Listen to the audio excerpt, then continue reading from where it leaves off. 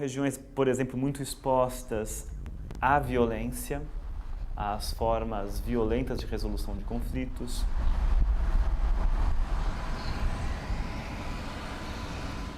São regiões em que tem uma menor cobertura de equipamentos que assegurem direitos sociais.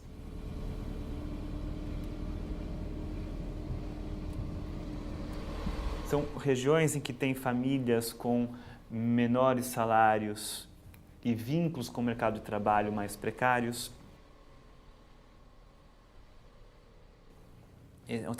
São regiões que reúnem uma série de condições que permitem dizer que elas são vulneráveis, são mais expostos aos riscos da pobreza.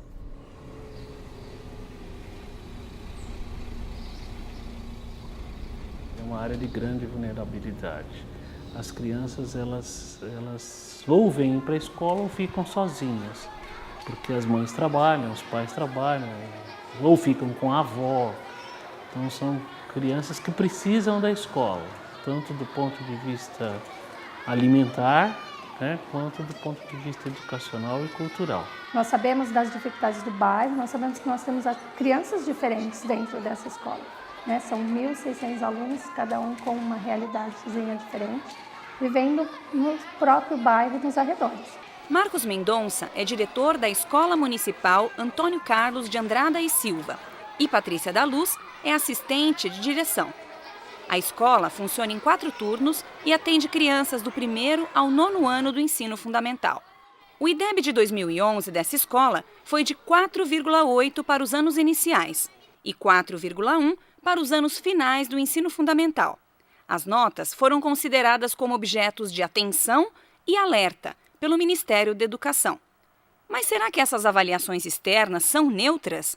Elas levam em consideração a realidade do aluno que está sendo avaliado?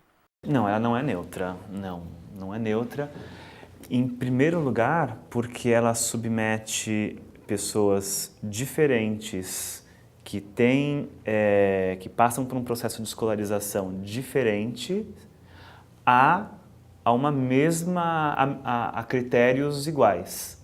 Então, ela compara com critérios iguais pessoas diferentes que estudam em condições diferentes. Maurício Ernica é professor da Universidade Federal de São Paulo e pesquisador do CENPEC, o Centro de Estudos e Pesquisas em Educação, Cultura e Ação Comunitária. Ele foi o responsável por um estudo que liga educação e áreas de vulnerabilidade. A gente fez uma pesquisa que procura ver se os níveis de vulnerabilidade dos territórios em que as escolas estão situadas e os níveis de vulnerabilidade social das famílias e de capital cultural das famílias têm consequências, se tem consequências e quais são essas consequências, esses efeitos, para a aprendizagem dos alunos. E a gente vê que tem. De fato, os recursos culturais familiares dos alunos têm consequências, têm uma relação bastante estreita com as aprendizagens verificadas. Isso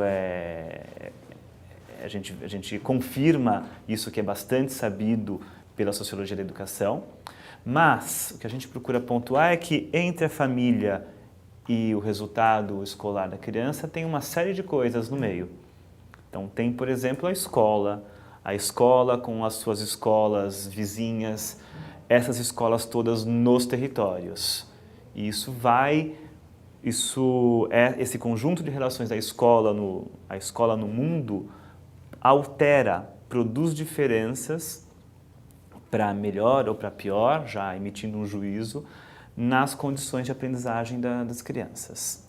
Tem uma parte dos alunos que nós atendemos que é de uma favela aí chamada Vila Reis, e é uma favela já totalmente de construções de alvenaria, né? Mas é a parte mais, vamos dizer assim, mais necessitada de população que a gente tem no bairro. É uma população que na última pesquisa que a escola fez se declarou a maioria afrodescendente. Então, praticamente na pesquisa que nós fizemos há 2 anos atrás, 80% da população se definiu como afrodescendente, que é uma coisa surpreendente do ponto de vista, né, de população. A maioria das pessoas que tomam conta das crianças são mulheres, né? Então uma boa parte das crianças tem sua mãe, os pais ou se separaram, foram embora, então você tem essa dinâmica. E você sempre morou com a sua avó e com seu tio? Antes eu morava com minha mãe, mas eu fui passar uns 15 dias lá e já passou uns 5 anos. E cadê sua mãe? A minha mãe eu não sei. Não? Nunca mais vi ela depois. E seu pai? Você conheceu seu pai, não? Eu conheço meu pai, ele mora pertinho da minha casa. Ele vai lá te ver, não? Não muito. Ele tem que cuidar das coisas, ele também tem outro filho. Outra coisa que nós sabemos é que o desempenho dos alunos depende muito, em torno de 70% e 80%, das condições em que vivem, do chamado nível socioeconômico. Inclusive os vestibulares mostram isso. Ocimara Lavarce, da Faculdade de Educação da USP, também fala sobre o peso que o capital cultural tem no resultado das avaliações e que outras questões devem ser levadas em conta na hora de analisar os índices. Isso não é algo que a escola possa enfrentar, isso vai depender de outras políticas públicas, né, de saneamento, de distribuição de renda, de saúde, etc. Agora, aquilo que depende da escola tem que ser investigado. Então nós sabemos que existem escolas que não dispõem das condições mínimas, né? O fornecimento de materiais é precário, não é contínuo. Escolas que não têm professores. Falta professor mesmo para algumas áreas, né? Não tem o professor atribuído para aquela escola. Outro problema é que em algumas escolas os professores estão atribuídos, mas a frequência é muito irregular. É o chamado absenteísmo docente, por exemplo. Então, dado um resultado, ele tem que ser investigado. O número não fala. Nós é que temos que buscar as explicações para aquele número. Então, a escola tem dificuldades que não são ajudadas. Por exemplo, aqui nós estamos contando com ventilador, mas não são todas as salas que têm ventilador porque os ventiladores queimaram. Será que a situação saudável na sala de aula não é extremamente importante para que o aluno aprenda? Né? Aí demora um ano para eu conseguir arrumar essa situação física da escola. Nós estamos funcionando com goteiras em vários lugares. Demora 6 meses para a goteira estar funcionando. Isso é mais importante do que uma avaliação que custa milhões, gente. Existe uma brincadeira séria, mas é dito em tom de brincadeira ou de ironia, que o IDEB é um indicador de nível socioeconômico das escolas muito caro de ser construído. Por que dizem isso? Porque quando se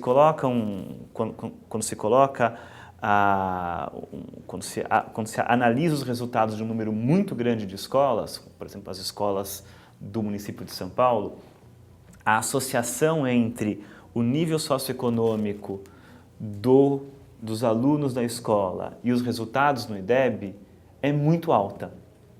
É muito alta. Os gráficos mostram isso, os dados, né, mostram isso de maneira muito evidente. Conforme aumenta o nível socioeconômico do corpo discente das escolas, o IDEB aumenta bastante. Ou seja, o IDEB, então, a brincadeira é que o IDEB estaria medindo não a escola, mas estaria medindo o nível socioeconômico das famílias. Mas só que minha mãe e minha irmã, só minha mãe e minha irmã. E é longe daqui ou é perto? Não, é perto. E como você faz para ir para a escola? Eu vim sozinha porque é bem pertinho. Você vem andando? É perto, minha casa. Tem criança que a referência do centro é São Miguel. É. Ir até o centro de São Miguel a pé, porque é próximo, deve dar o quê? 10, 15 minutos andando. E lá é o centro comercial, é o lugar onde eles vão, que eles têm referência. É o centro para eles. Até se você conversar com algumas crianças, onde é o centro da cidade que você mora? Muitos falam, é São Miguel. Porque eles não saem, né? Ficam muito presos ao bairro. As atividades deles culturais acontecem dentro da escola como o Marcos disse, quando nós proporcionamos essas saídas, eles começam a ver, né? Nós tivemos uma atividade muito boa aqui, alguns anos atrás, quando eu ainda estava em sala de aula, que foi o estudo do bairro. Começamos com o estudo do bairro e depois nós terminamos saindo do bairro e conhecer o centro. Então, quando eles saíram de São Miguel e foram conhecer, nós andamos ali na Paulista, um pouco na Avenida Brasil, fomos ver as casas, né, daquela outro lado, eles ficaram maravilhados. A EMF Antônio Carlos de Andrade Silva está bem longe dos primeiros colocados da lista das maiores notas do IDEB. Na classificação nacional, a escola ocupa a posição de número 19.024 entre 40.000 escolas que pontuaram em 2011. Mas qual é a função deste tipo de informação? Para que serve o ranqueamento das escolas? O ranking é uma forma muito precária, muito pobre. Talvez seja a forma mais pobre, mais precária, mais insuficiente de se analisar os dados da avaliação educacional. Porque ele é uma forma quase que imediata, os números nos convidam ao ranking, a uma organização do maior para o menor. Os números eles pedem isso para a gente, praticamente, eles falam isso e as pessoas fazem de imediato. Existe uma política de ranqueamento, que na verdade é de ordenação. O ranking é uma ordenação. Mas isso é algo que a escola também faz, de alguma maneira. É claro que muitas vezes os jornalistas, a imprensa, né, refletindo essa pressão social, gostam de estabelecer essas escalas, como se fosse um campeonato. Embora a ordenação ela não é ruim em si mesma. As comparações, em muitas circunstâncias, são necessárias. O problema é saber o que nós estamos comparando. Então, nós podemos estar comparando escolas que operam em condições muito diferentes. O que seria desejável do ponto de vista de avaliação? A gente já teve aqui, nós nos reunimos com os professores, definimos o que seria cobrado na avaliação, cada professor faria o seu instrumento de avaliação, esse instrumento de avaliação é discutido no coletivo, esse instrumento de avaliação ele é feito para todos os alunos, em cada um de acordo com a sua série, os resultados depois são discutidos com os alunos, é feito um gráfico de desempenho, em seguida é passado aos pais, quer dizer, a avaliação tem um sentido para a escola. Do jeito que ela vem externamente, o resultado é publicado no jornal de grande circulação, depois vem um ranking, né? E ainda vem aquela escola não está indo bem, ó. Tá vendo? O que vocês fazem aí que vocês não estão bem, não atingiram a meta? Tá vendo? Fulano participou do governo, mas não sabe como dirige a escola, para a escola ir bem. Mas não é nosso objetivo ir bem no ranking, né? E isso me deixa, do ponto de vista como quem se preocupa com a educação, me deixa muito preocupado, porque não é importante que uma escola seja bem ranqueada. É importante que a escola tome conta, que ela ensine, que ela tenha atenção com os alunos, ela não expulse alunos. Isso é muito mais importante. Você gosta de vir para a escola? Gosto. Por quê? Porque a escola é legal, a gente aprende, a gente tem vários amigos e também a gente estuda muito. E você quer ser o quê quando crescer? Modelo. Modelo? E por que você quer ser modelo?